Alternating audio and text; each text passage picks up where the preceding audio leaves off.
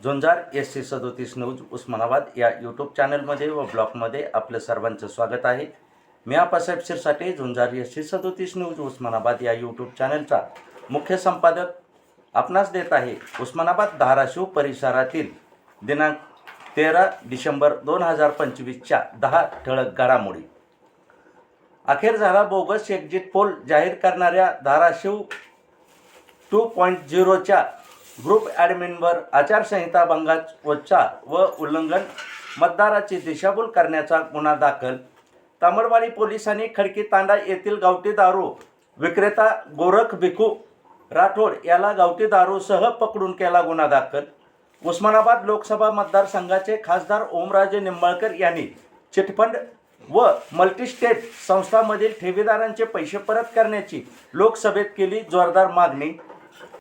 राज्य निवडणूक आयोगाच्या बैठकीत झाला निर्णय। स्थानिक स्वराज्य संस्था निवडणुकीमध्ये उमेदवारांना ऑफलाईन अर्ज भरता येणार, त्यामुळे इच्छुकांची होणारी हेळसांड व तारांबळ व ऑनलाईनवाल्याकडून होणारी आर्थिक लूटही थांबणार।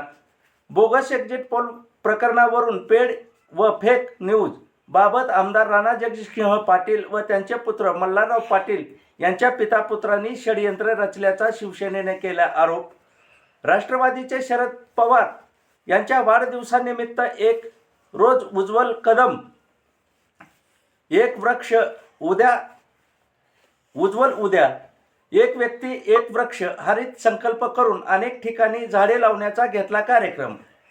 कृष्णा मराठवाडा योजनाविषयी आमदार कैलास पाटील यांनी घेतला आक्रमक पवित्रा। ही योजना शेतकरी यांच्यासाठी आहे की ठेकेदारासाठी, अशी केली विचारणा। तुळजापूर तालुक्यात हंगरगा शिवारात झालेल्या अपघातात लखन विलास कांबळे हा राहणार हिप्परगा येथील युवकांचा गंभीर जखमी होऊन झाला मृत्यू। नागपूर येथील चालकाविरुद्ध झाला गुन्हा दाखल।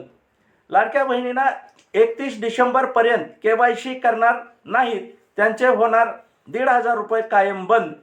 शिवसेनेच्या एक्झिट पोलच्या आरोपावर बकाल कारभाराचा हिशोब येत्या 21 डिसेंबरला मतदार घेणार उघड।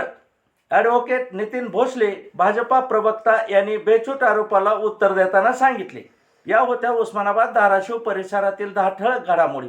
अशाच घडामोडी पाहण्यासाठी झुंजार SC37 न्यूज लाईक करा, शेअर करा, सबस्क्राईब करा, तसेच बेल आयकॉन दाबायला विसरू नका। धन्यवाद। शुभरात्री।